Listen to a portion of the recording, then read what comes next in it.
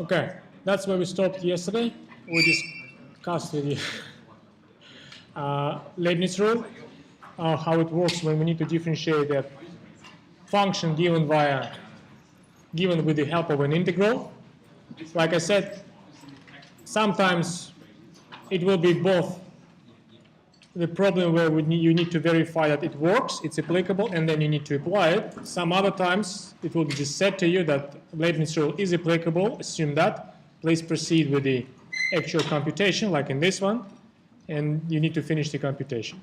Now, one extra thing we need to discuss in relation to the Leibniz rule is it is the case where not only the integrand, not only the function which sits under the sign of integration depends on the variable you like to differentiate with or against, whatever. But also when the lower and the upper limits also dependent on that variable. So that's the case on my next slide, on 35. So it's a question what happens if you need to differentiate an expression of this type. You see, my function of two variables, one of them is bound, one of them is integrated against. Sometimes books use the term bound. So it's no longer, your function no longer depends on that because the integration they bound that variable. So we still have dependence on t, plus the lower and the upper limits, they also dependent on t. What happens in this case? What happens if you need to differentiate something like this? Here, on the top of the fact that you need to make sure that the Leibniz rule is applicable and make sure that you can use and finish using the Leibniz rule, you also need to use the fundamental theorem of calculus from the first year, because here you have the upper and lower limits depending on t. So this line here, again, if you downloaded the printout at the beginning of the week, I made some alterations to this slide. I made this line explaining the fundamental theorem of calculus from the first year. I made this line, I introduced more details into this line, so that's what the fundamental theorem of calculus says.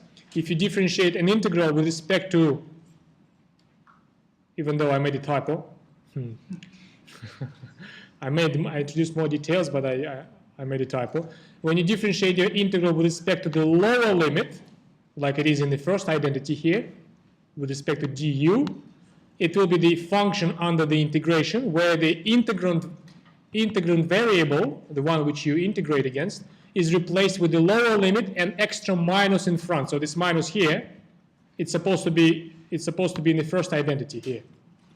When you integrate with respect to the upper limit, then that will be just the integrand function where the integrand variable replaced with the upper limit and no minus. So this minus not supposed to be here, it's supposed to be in the first identity. That's where I made a typo.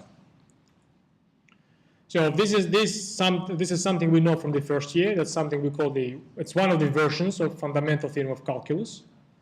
So when you differentiate an expression of this type, so when you can think or you can represent this expression in this form, f u v w, where u, v, and w no longer free variables, they are dependable on t.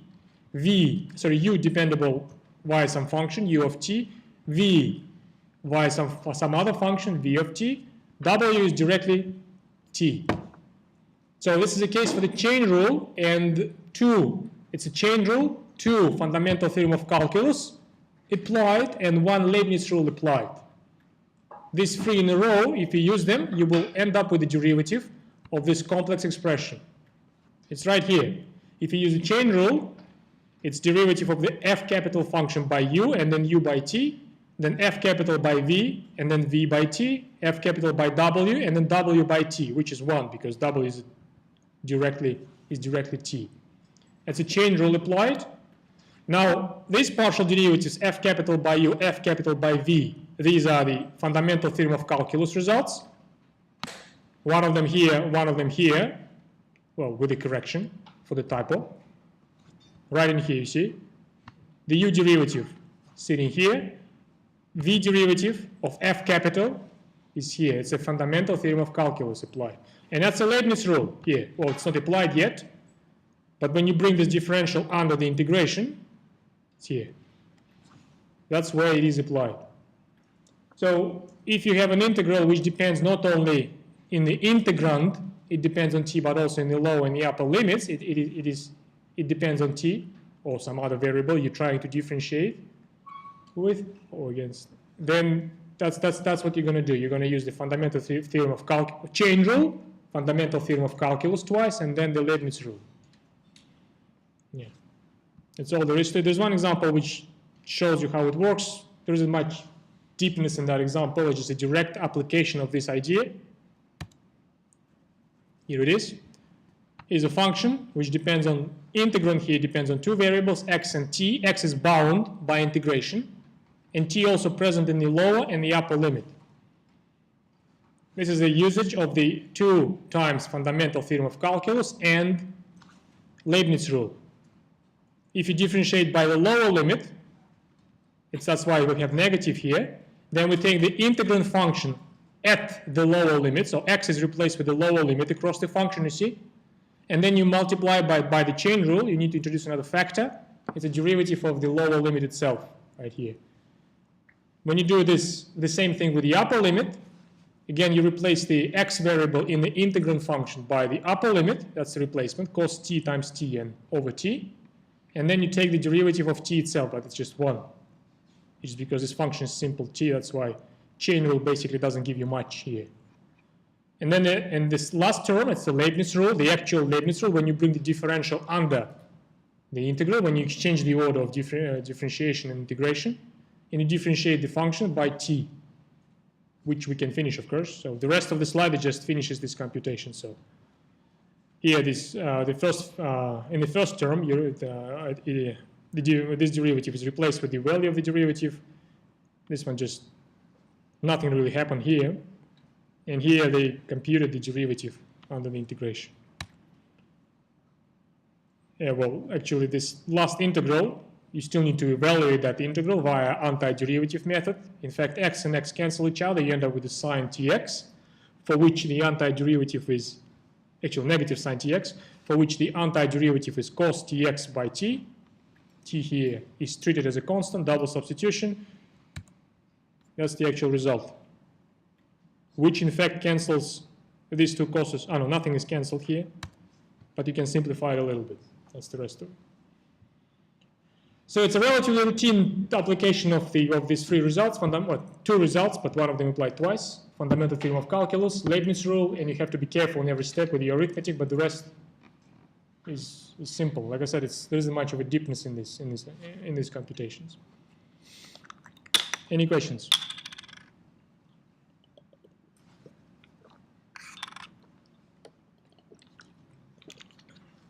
Okay, the finish line is close. I'm happy and happier with every slide. The last subject we need to discuss with you is substitution. It's another powerful method of evaluating integrals, double or triple or integrals of higher dimensions. So far, the only method we have at our hands is the Fubini's theorem, when we try to convert the double integral into the repeated one by looking at our domain as x simple and y simple. It's a powerful method itself, but it's not really sufficient. That's why we need to discuss another method, which is called a substitution. Your experience from the first year, I hope it convinced you that substitution, even for the integrals of function of one variable, it's a very powerful method. You can compute lots of things which you can't compute any other way if you use a substitution method. In case of function of many variables, substitutions are not as diverse as they are with the function of one variable, but they are more sort of visualized because on the plane or in space, substitutions have very distinct geometrical nature when you transform domains of some shape into domains of the other shapes, like circles into rectangles or wedges into other rectangles. Most of the time you bring everything to rectangles because rectangles are the easiest domain to integrate against. Right, so this is a preliminary explanation of what happened. What's the main thing which you need to know? What's the new main thing which appears when you do substitutions in functions of many variables? It's something which, at the beginning, has nothing to do with the integrals. As a matter of fact, it's just the way areas get transformed if you apply some linear maps to them. And that's the slide which explains what happens. It takes a very simple example of a linear map. We all know from the first year that linear map, it's a matrix multiplication, right? When you take a vector and multiply it by a square matrix, or maybe rectangular matrix, then you will change the dimension in that case. Here's a linear map, very simple linear map. UV vector, it's an image of your map, is the XY vector, which is the vector from the domain, multiplied by the matrix 1, 1, 1, negative 1. Very simple choice of a matrix. It's a linear map from the first year. In the first year, you studied these maps quite extensively. You know how to find the null space, how to find the image, how to find like a row echelon form. All of these algebraic properties, you know them very well. The thing is, I don't think you studied a lot geometrical properties of these maps, and that's what this slide is about. It tells you what happens, what this map does geometrically. And in fact, we need to study what it does to just one rectangle, one square. It's a unital square in XY plane. Size 1, the points O, A, B, C. O, A, B, C. The question I'd like to discuss with you, what happens with this unital square under my linear map? If I apply my linear map to every point within this square, the result will be something in the UV plane, right here. Well, the result actually pictured here already will be another square, as a matter of fact. But how did they come up with this result? Normally, people argue like this. Linear maps takes lines into lines. That's the nature of the linear maps. So when you want to see the image of a rectangle or square, or any quadrangle, all you need to do, you need to take the image of the vertices, because every side as a line will go under the map into another line, into another segment, into another straight line segment. So when you want to identify the image of polygon under the linear map, all you need to identify the image of the vertices of that polygon under this linear map. That's the very simple idea, and it all spins around the fact that linear maps take lines. Linear maps take lines into lines, and that's what is done here. See, for point O, we apply the map 0, 0. It's a coordinates for the point O. Map result is 0, 0. So O goes into O. Origin goes into origin. Point A, 1, 0. It's here. By this map taken to 1, 1. And that's a point which is called A dash here. C and B, all of them are computed directly via matrix multiplication. You end up with another polygon. It just accidentally happens that this polygon is also square. It's not always the case. It depends heavily on the map, on the linear map you're using. But in this case, it's just a pure coincidence that the result ended up to be also square, even though it's a different square, differently rotated and of a different size. Root 2 is a side of that square. What this slide actually tries to draw your attention to is how the area of this square changed under the map. That's the main thing we need to be concerned about. What happened to the area of this? Originally, the square had the area 1. For this square, because we know all of the vertices, we can easily find what's the area of that one will be. The side is root 2. The area is 2, right? So the area doubled under my linear map. The question we'd like to know now, how can we predict how much the area will change? What's the proportion of the change in the area will be by looking at the metrics of this linear map? Direct computation of this slide just tells me that the change under this particular linear map is 2. And the slide actually suggests where this 2 is coming from here. It says actually this 2, not accidentally, equal to the determinant of the matrix which gave rise to your linear map. And that's the main idea which you have to draw from this slide. When you take any polygon, or in fact any other area, even though it's harder to prove, of course, any other area, and you take this area and map it by linear map into some other area, if the area is not polygon, finding the shape of this image may be not an easy task. For the polygon, it's just you take the vertices, you map the vertices, and you join them into a polygon, another polygon. For some curvilinear shape, finding the image may be not so easy, but it's not really of our concern. What is of our concern is that the area of the image will be exactly determinant of the linear map times the area of the original area. This slide doesn't prove that. It just picks up this observation because we directly compute the area is 2, and BOM, determinant is also 2. You may say it's an accident. I'll convince you it's not. Trust me, it's not. Yes? I have a question. This is a one-to-one map, right? Yes, it is. Then how can, so every point in the original image, in the original like square, will have one point over there. That's right. Then how could the area is bigger than the original map? Just, for example, X amount of points in that one, so the area should be the same. I couldn't understand this. I don't understand what's contradictory so much about it. Take for instance tangent function. Do you know the graph of a tangent function? Yes.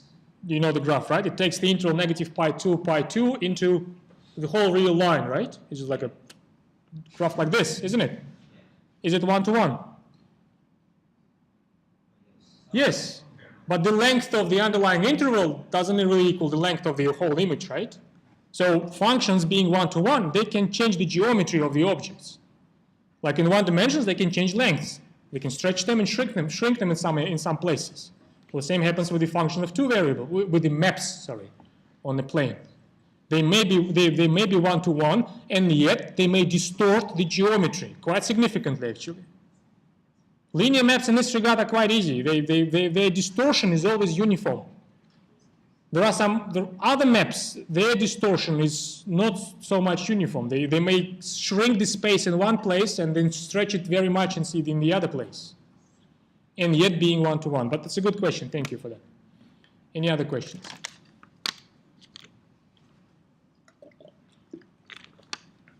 If you believe into this, the next slide actually tries to prove this idea.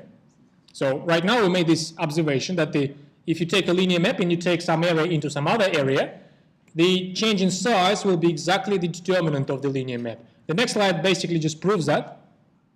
This time, you see, Jonathan Kress took just the matrix with the ABC components, 2 times 2 matrix with the ABC components.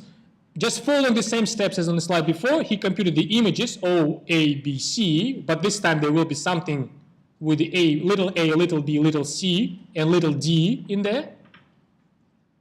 So it will be some polygon. In fact, it will be parallelogram.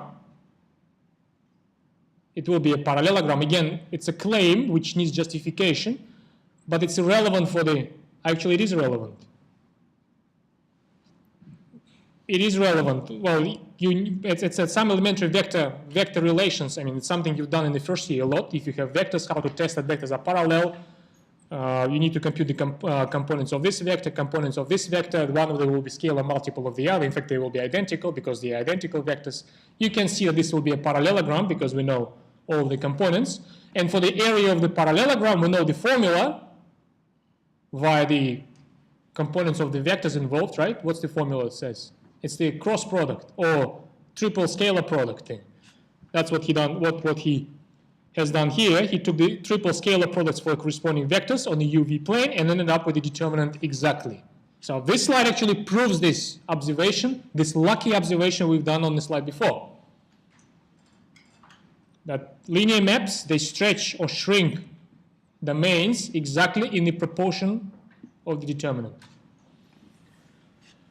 Okay, if you accept this idea, you more or less will be able to understand what happens when you make a substitution in integration. That's right. Well, let's just look at this example first. That will give you the very good idea why we need this substitution and where exactly this stretching and shrinking of the underlying areas comes in. If you're facing a problem like this, find the integral of x function across the omega area like so. It's a square. All points are clearly identified. It's a square. You can do via Fubini theorem. You can do this. We know the technique. We have the upper bounding function. We have a lower bounding function. We have one function at the top, one function at the bottom. Even though we discussed this with you last time, when you try to write up this function, it will be two-component function. One value, one analytical expression for the interval 0, 1, the other analytical expression for the interval 1, 2. And that's why in actual Fubini application, you got two repeated integrals. But still you can do that, you can finish this computation. Now, what people realized is this. What if we take this xy plane here? What if we take this, well, these lines, for instance, this line and this line, all of these lines bounding my square, these are the equations of those lines. X plus 1 equal 1, x plus y equal 3 is these two lines. X plus 1 equal 1 is this line. X plus 1 equal 3 is this line. So it's parallel to the bisector of the second quadrant. One of them at the level 1, the other one at the level 3. X take y equal 1, x take y equal negative 1, these are the other two lines. So if you convert these lines into this form, the next great idea which comes to you, or which came to the people who were thinking about this quite extensively, is that if I introduce these two new variables, u equal x plus y and v equal x take y, then the image of this rectangle in the uv plane under this linear map, it's a linear map by the way, isn't it? You can easily identify the matrix. It will be again 1, 1, 1, negative 1 matrix, the one we had in the two slides before. The image of this map in the UV plane will be this rectangle. For this rectangle, if you do Fubini, it's a piece of cake, isn't it? Fubini can't be easier for the domain, for any other domain but this one. So by doing a substitution, you can reduce this badly looking domain, which is not good for the Fubini. You see, you end up with the two horrible integrals, which will take you a while to evaluate. You can convert this not a good domain for a Fubini into very good domain to a Fubini. Upright rectangle. By taking this substitution. That's the main motivation for the substitution. You're just changing domain into good one. Rectangles most of the time. Now the question is, how can you do it technically?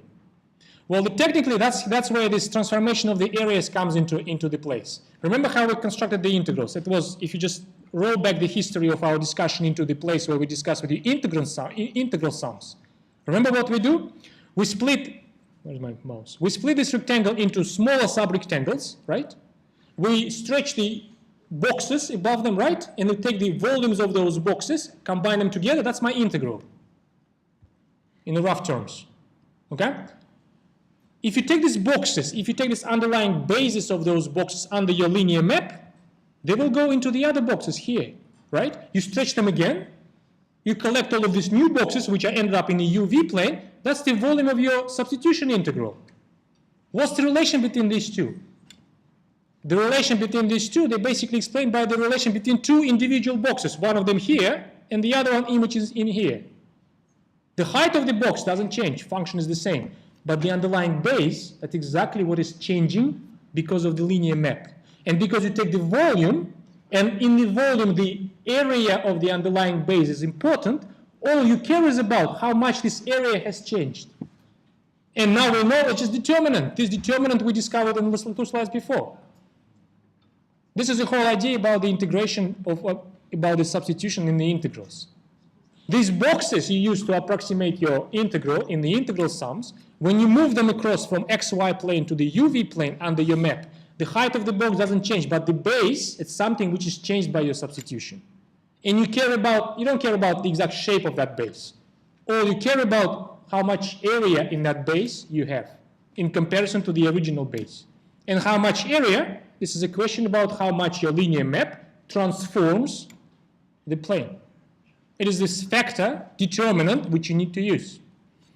And that's what's said here. So if you do this substitution, or if you do the opposite substitution, if you solve for x and y in uv, you can't take this integral. So look at this, I'm sorry.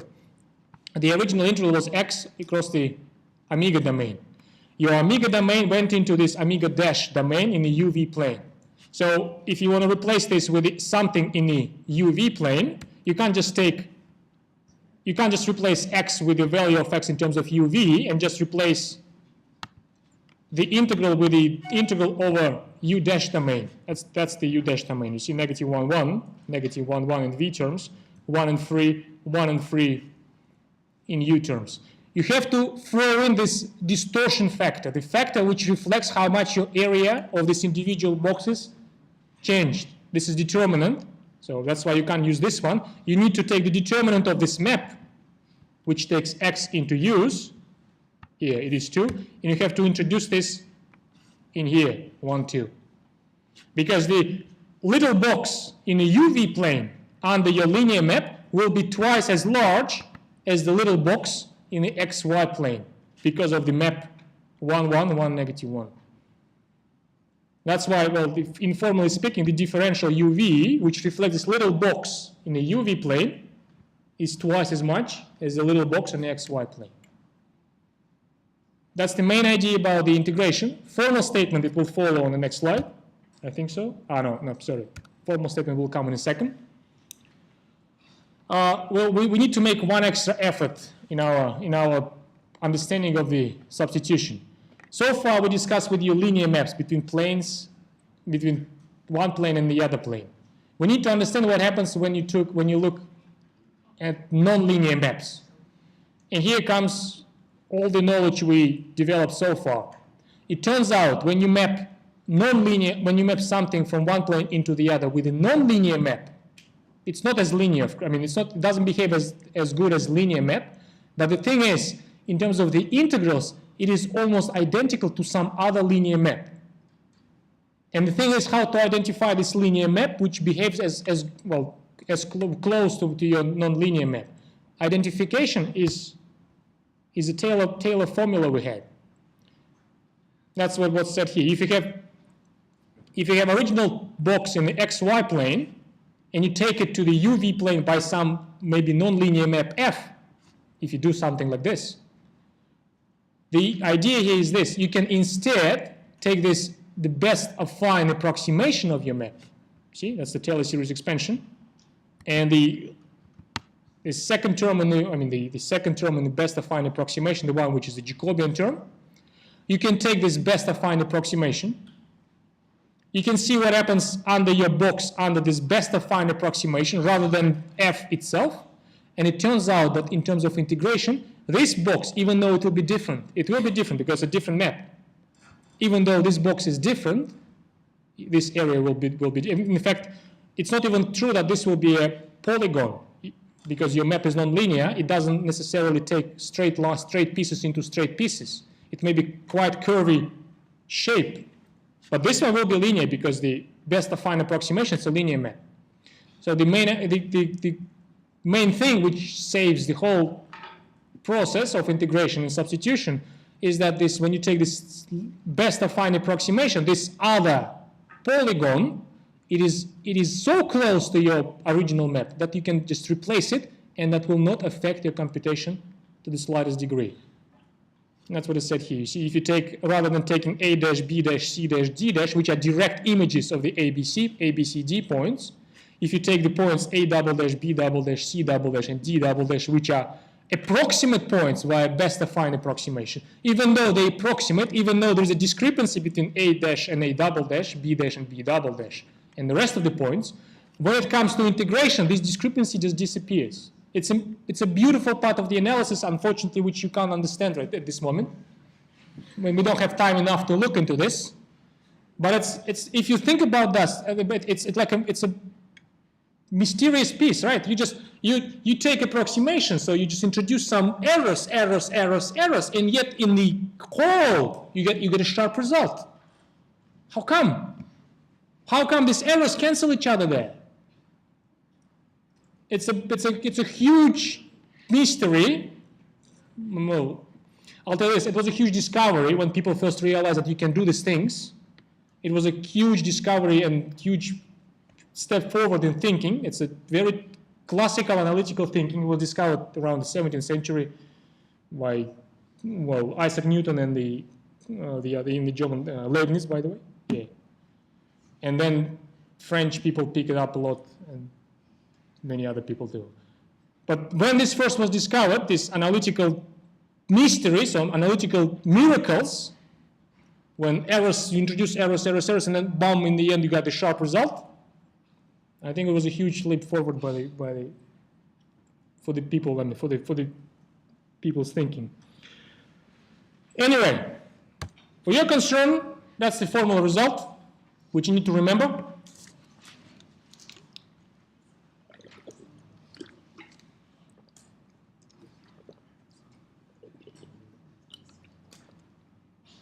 I talk too much.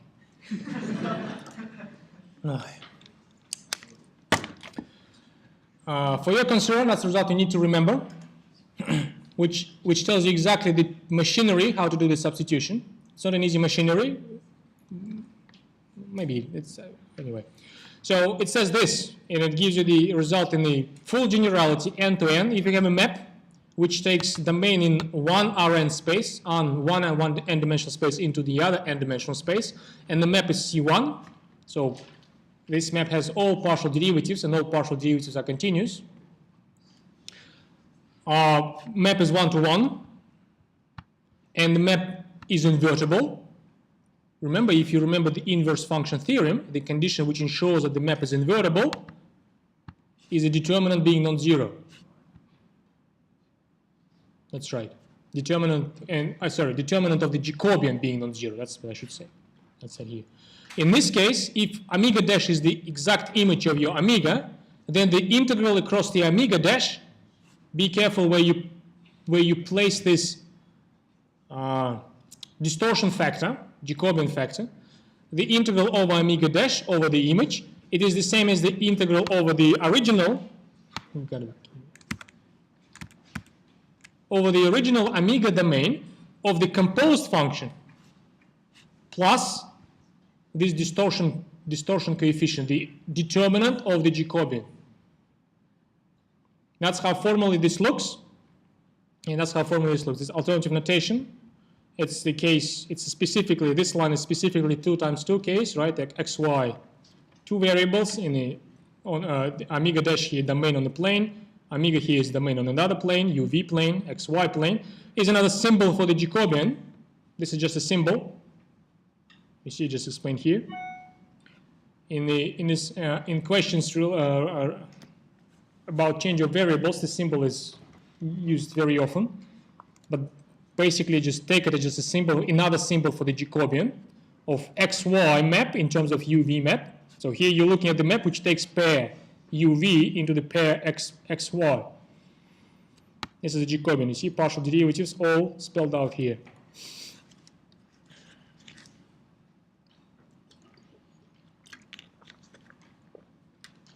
I'll show you 3 examples. No, I'll show you more examples. I was planning to show 3 examples today, but I'm not sure now if I have enough time. If not, we will finish. I mean, we'll see the remaining of these 3 and other examples tomorrow.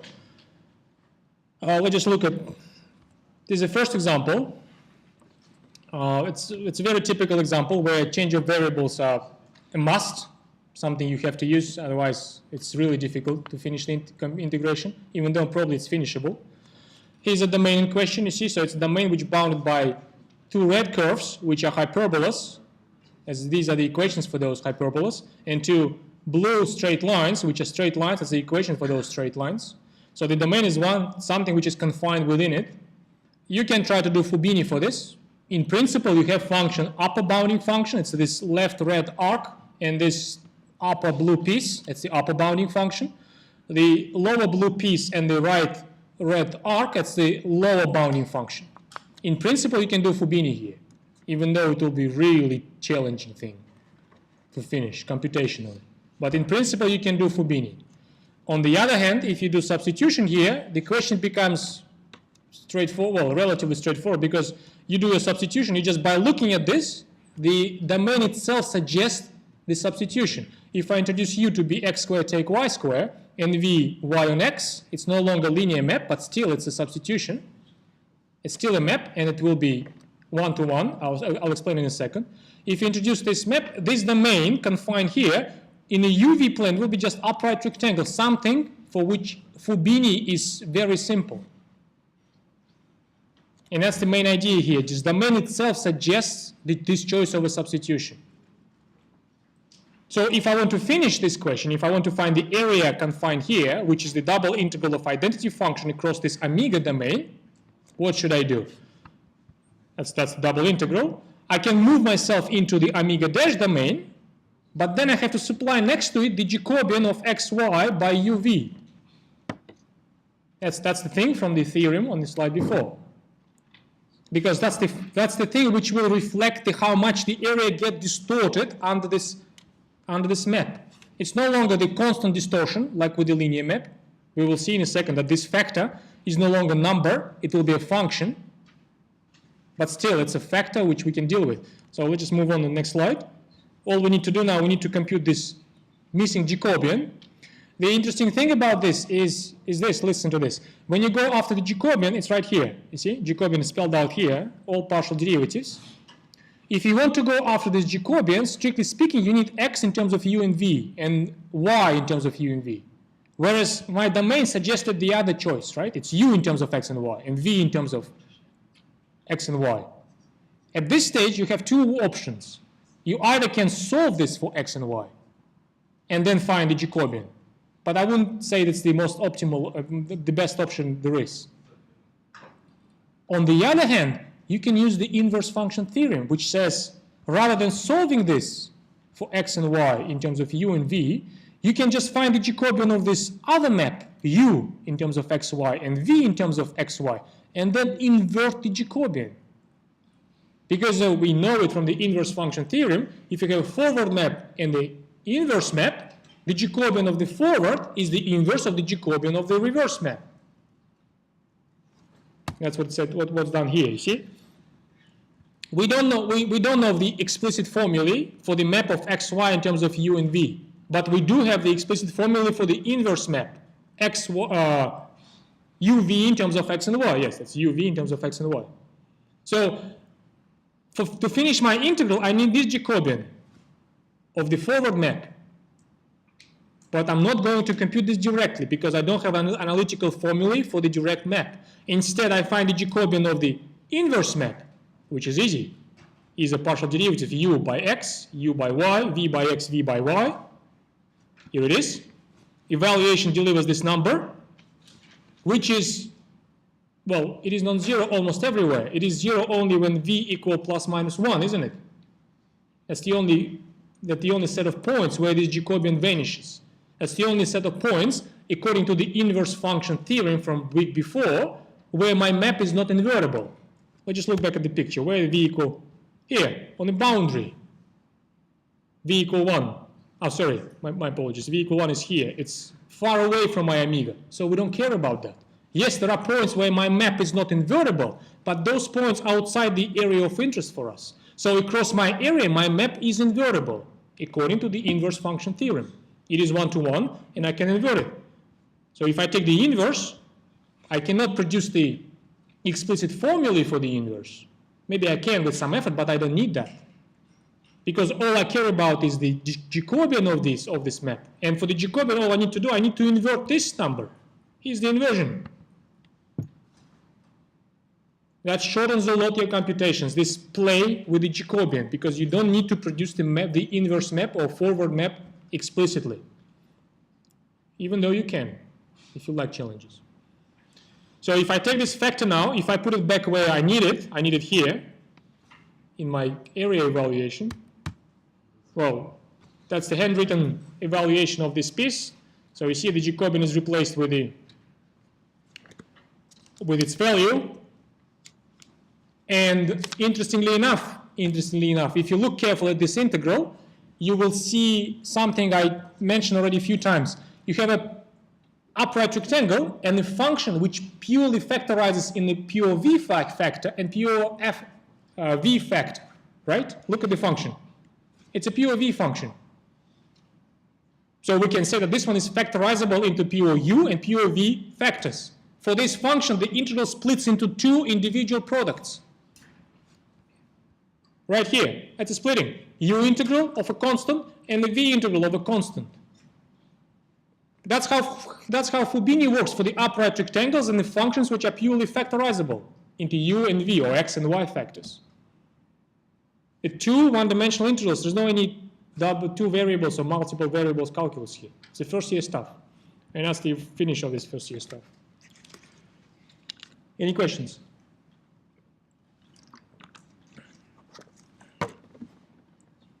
Okay, I have another two examples. They are sort of given in the main set of slides, but I put them together in the dynamic slides because they it's easier to see that way. I'll take you through those two examples. So the next one is integrate x over the part of the unit disk that lies in the first quadrant.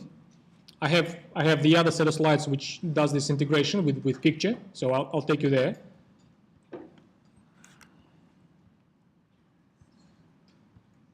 So here's the example. We need to find the double integral of x across the omega domain, where omega domain is this first quadrant of a unital circle.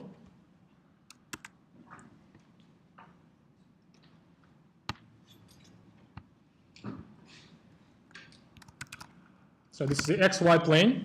In principle, you can do this directly again. You can do this by Fubini, and this time probably it won't be that hard. If you do this by Fubini, this omega domain, it is both y simple and x simple. If I use the y simple approach, this is the direct integral, which represents this original I integral. My left bounding line is x equal 0. My right bounding line is x equal 1. Lower bounding function 0. Upper bounding function 1 take x squared under the square root. That's the Fubini according to repetition. It's a repetition according to Fubini. It's a repetition according to Fubini's theorem. The inner integral here, it's with respect to the y. X is a constant in this regard. When you integrate a constant, it's just the length of the integral, length of the interval. So actually this one comes into something like this. And in fact, this is finishable with the first year stuff. If you're good with the first year stuff, you can finish this integral analytically, can you? What would be the next step? If you look at the integral like this from the first year, what would you need to do next? Yes, yes, but what do you need to substitute? Simple? What? Sine theta. Yes, probably trigonometric substitution will be the best choice here. If you use a trigonometric substitution, in principle, you can finish this evaluation. Wouldn't you substitute just 1 minus x squared, since there's an x in the front? Yeah, that's what I'm saying. 1 minus x squared. Yes, you can actually. Yeah, that's sorry. So this is an even better choice. I'm sorry. Yeah, that's right. You can. My apologies. Somehow I just set myself for the trigonometric substitution, but you're right. We can do it in 1 take x squared. So after all, it doesn't look really good example for the double variable, second two variable substitution, isn't it? Anyway, we still can do it via substitution of on the plane for the function of two variables. And for this domain, because of the circular region, the natural choice for substitution will be polar substitution. Under such substitution, my quadrant, a wedge, it will go into the upright rectangle.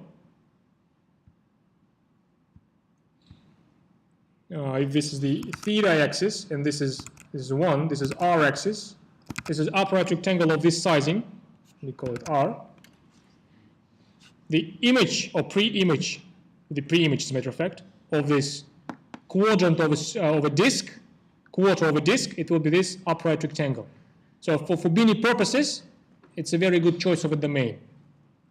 All we need to do, we need to now make a substitution, and in case of polar substitution, so what happens? I replace my x with what x is in terms of my new variables.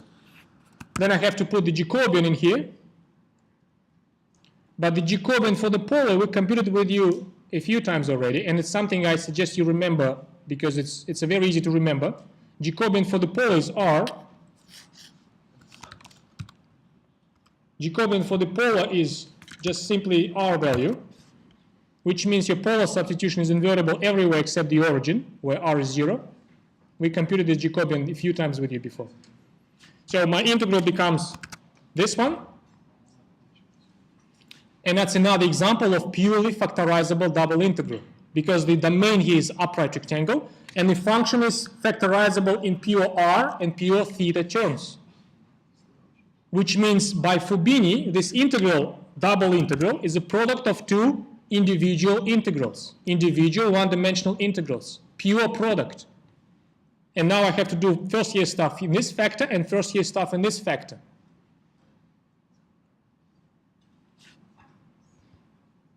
And here it is. So for the first integral, antiderivative is r cubed by 3, double substitution 0, 1. For the second one, sine theta 0, pi on 2, which is this value.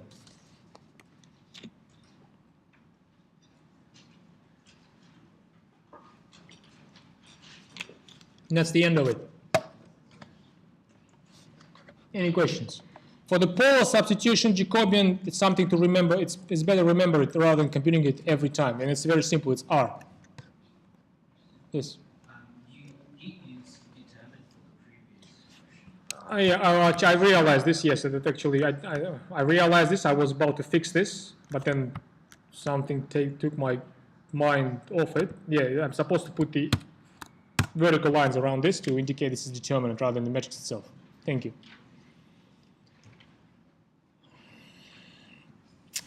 Any other questions? No? Okay, well, the last example of two-dimensional substitution on the main set of slides, it's the spiral, and I also have the computations on the dynamic slides. It's this computation. So. Well, that's the same computations, 1/3 as before. It's canvas. This is another example from the Jonathan Kress set of slides. Find the area of the region bounded by the spiral, r equal theta. It's spiral r equal theta. When something is given in the polar coordinates, again, the substitution is suggested to you by the question itself. You don't have to make a big search for which one will work better for you. Here again, the polar substitution will do the job. Look at this.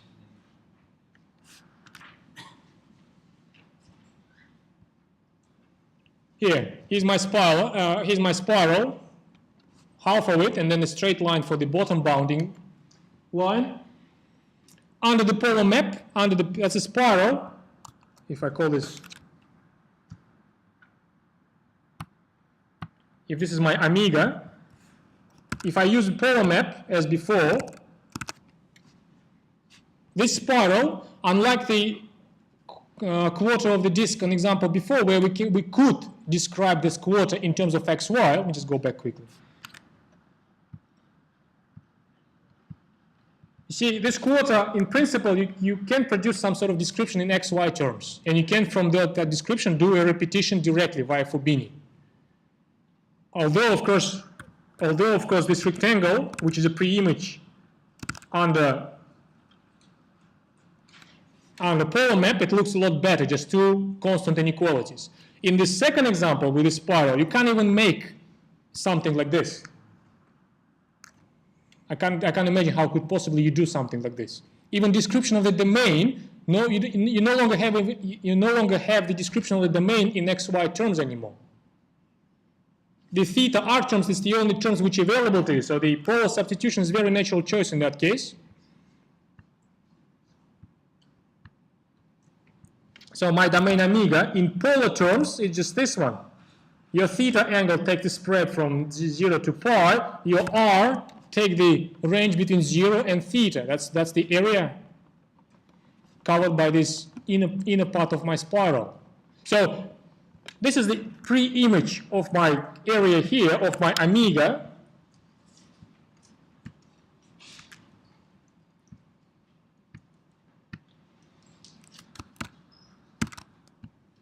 This is the pre-image of my omega in the r theta plane. This is r, this is theta. So you see the pre-image of this area under the spiral in the xy plane is this triangle like that. It's no longer as good as the upright rectangle for Fubini, but still it's very good for Fubini. Upright rectangles is a very good choice for Fubini. So what we do substitution. If I need to find the area of this part under the spiral, which is this double integral, I do substitution. Again, I need to correct this for the determinant.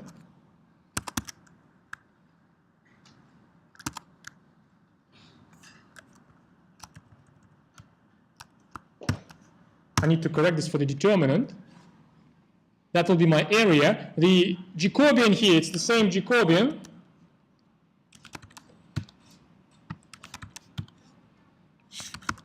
It's the same Jacobian R as before because we're dealing with the polar substitution. So That's what we do in the polar plane. This is the repetition of my triangle by Fubini. And this is the Jacobian. This, of course, no longer factors in pure r and pure theta terms, because function itself is factorizable, pure r and pure theta, but the domain is no longer upright rectangle, so you can do the trick I did in my other example. But still, this repetition is a simple repetition, right? The inner integral, when you compute that, that will be this expression. The antiderivative in my square brackets r squared by 2, double substitution 0 theta, makes it this single integral, theta squared, for which another antiderivative, theta cubed by 3, and that's the final answer to the area under this spiral, pi cubed by 6. That's the end of it. So substitution, most of the time it will be suggested by the equation itself. I think almost every time it will be suggested by the equation itself. All you have to do, you have to just follow the formal theorem for substitution, and that will do the job. Oh, any questions? I'm right on time. Well, tomorrow we'll discuss with you three-dimensional substitution, canonical choices, and then will be the finish line. Thank you very much. I'll see you tomorrow. Thank you.